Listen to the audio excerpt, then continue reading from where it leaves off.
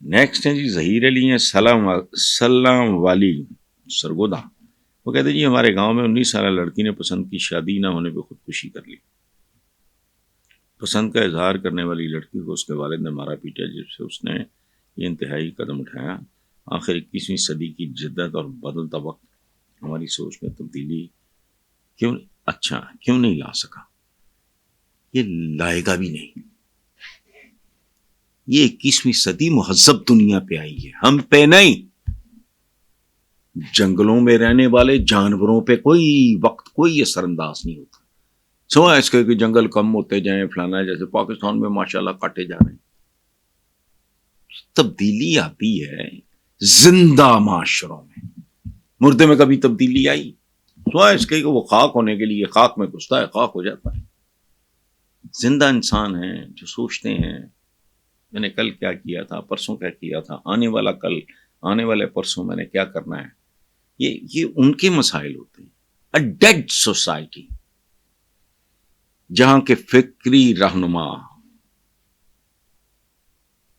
ان کا بھی اللہ ہی حافظ ہے، جو مذہبی رہنما ہے ان کا بھی اللہ ہی حافظ ہے، صحافتی رہنما ان کا بھی اللہ ہی حافظ ہے، انتظامی رہنما ان کا بھی اللہ ہی حافظ ہے، سیاسی رہنما ویسے چور چکور ڈاکو ٹھگ.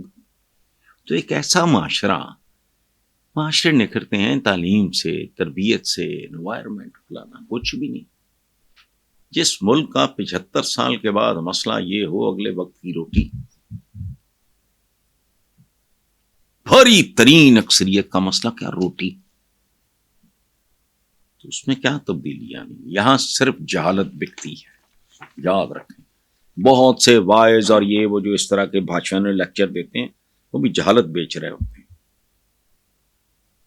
گٹوں سے اونچی شلوار تو کر لیں گے لیکن یہ نہیں پتا ہوگا کہ کن کنڈیشنز میں ہوئی تھی، اور اگر وہ کنڈیشنز نہیں ہے تو ویلڈ نہیں.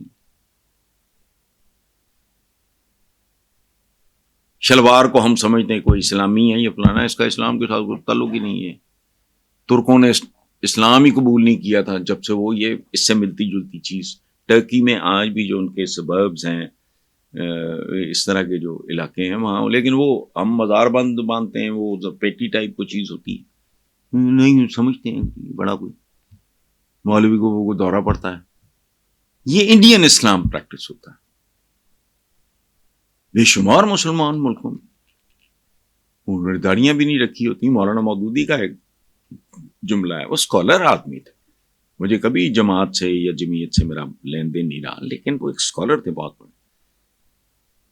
اسلام میں داڑھی ہے، داڑھی میں اسلام نہیں ہے، چونکہ وہ ان کے کلچر کا حصہ تھا، اور اس کی بھی ایک وجہ ہوتی ہے. جیپنیز میں، عربوں میں رواج تھا پیچھے پٹے رکھنے کا، چونکہ پیچھے بال ہوں اگر تو تلوار آپ کی گردن کاٹ نہیں سکتی، منکا ٹوٹ جائے پاویں. بالوں کا ڈھیر مارے تلوار بالوں کو نہیں کاٹ سکتا، اسی طرح وہ ریشم کو نہیں کاٹ سکتا. داڑھی جہاں سن سٹروک ہوگا، خوفناک گرمی ہوگی، پیچھے یہ ہوگا، یہ پروٹیکشن ہے. یہ ان کو پتہ نہیں تھا، سن سٹروک بعد میں پتہ لگا ہے، لیکن تجربات انسان کو سکھاتے ہیں. ہلدی کسی ڈاکٹر نے نہیں بتایا ہوگا، بر صغیر میں ہزاروں سال پہلے ہلدی زخموں کے، اندرونی زخموں کے علاج کے لیے استعمال ہوتی تھی. پتہ تو بعد میں چلا، لیکن انسان کئی چیزیں وجہ نہیں جانتا، لیکن تجربہ بتاتا ہے کہ یار یہ کھانے سے یا یوں کرنے سے یوں ہوتا ہے. Thank you very much. وہ سویلین ہو، فوجی ہو، جج ہو، اسکول ٹیچر ہو، کمٹمنٹ ہونی چاہیے لوگوں کے ساتھ. چونکہ اللہ تک جانے کے لیے جو رستہ ہے وہ عوام کے دلوں سے گزرتا ہے. اگر آپ ان کے ساتھ، آپ جو بھی ہیں، جس کا ڈاکٹر ہیں، آپ انجینئر ہیں، تو میرا نہیں کسی سے کوئی نہ میرا کوئی مفاد ہے، نہ میرا کوئی اناد ہے، نہ مجھے وہ برا لگتا ہے، نہ میں تو بال ٹو بال کامنٹ، اور نہ میں دانشور ہوں. سیدھی میں آپ کو بات بولوں، پاکستان جیسے ملکوں میں دانشور ہو ہی نہیں سکتے. میں تو بال ٹو بال کامنٹری کرنے والا ایک کامنٹریٹر ہوں. جو چھکا مارے کا کہوں جی بڑا اچھا بھائی اسٹروک کھیلا ہے اس نے، جو زیرو پہ آؤٹ ہو جائے گا، یہ وہ وٹ ایور. یہ جو بات آپ نے کی ہے، مجھے نون لیگ، ان لوگوں نے ادارے برباد کیے، کلچر برباد کیا، سوچ برباد کی، پولیٹیکل ورکر کا ادارہ ہی ختم کر دیا، ان کو بھی حرام پہ لگا دیا. ورنہ تحریک پاکستان سے لے کے پیپلز پارٹی تک تاریخ اٹھا کے دیکھیں، وہ بھلے ولی خان کے ہوئے پولیٹیکل ورکر تھا ایک بڑا جینون.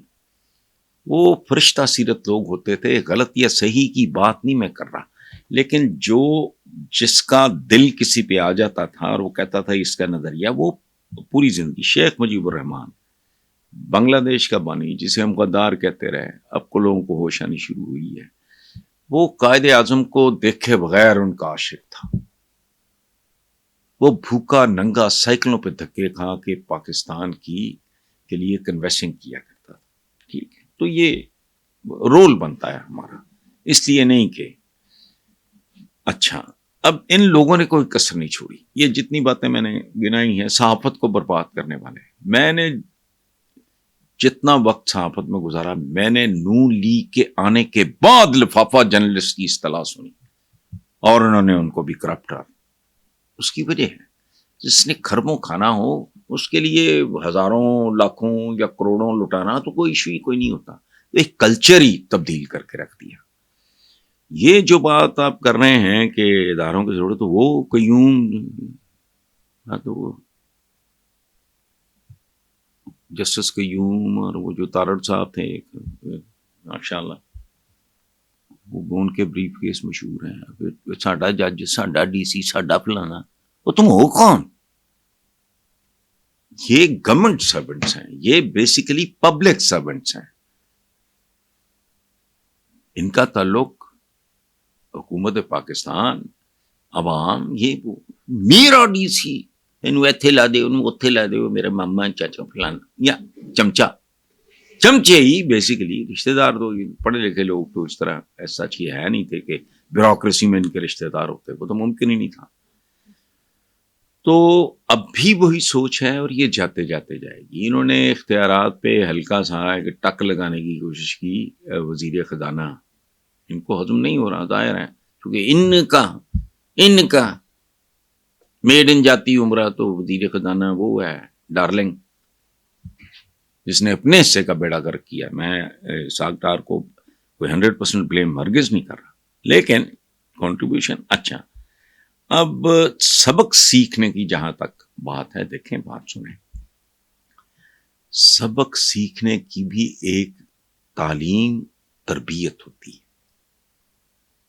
یاد رکھیں، انسان کی تعمیر میں اس کے گھر کا، گھرانے کا، ماں باپ، پھر اس کی سکولنگ ہوتی ہے، پھر وہ تعلیمی ادارے ہوتے ہیں، اور پھر معاشرہ ہوتا ہے. اگر سڑک پہ میں ڈنگروں جانوروں کی طرح بہیو کر رہا ہوں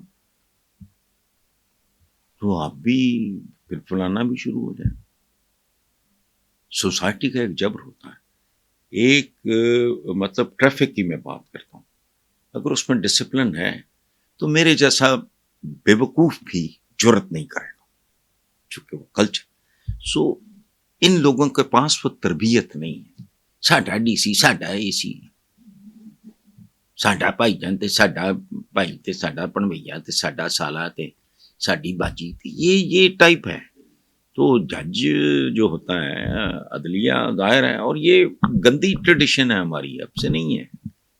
ہمارے یہاں جو عدلیہ کو وہ عزت احترام نہیں ملا، تو ظاہر ہے نہیں ملا. تو کرتوت کس کے؟ جنہوں نے ان کو بلیک میل کیا، انڈر پریشر، یہ وہ، یا دامے درمے سکھنے. ایک محاورہ، کوئی انسانی معاشرے میں اس طرح کا محاورہ ممکن ہے؟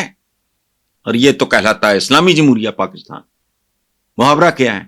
جج وکیل کی کرنا، جج ہی کر لو. آپ مجھے بتائیں. یہ ماضی سے سبق سیکھنے کے لیے جس طرح کی تربیت کی ضرورت ہوتی ہے، وہ انہیں نصیب ہی نہیں ہوئی. تو سبق انہوں نے کہا، اور ویسے بھی بڑا مشکل ہوتا ہے.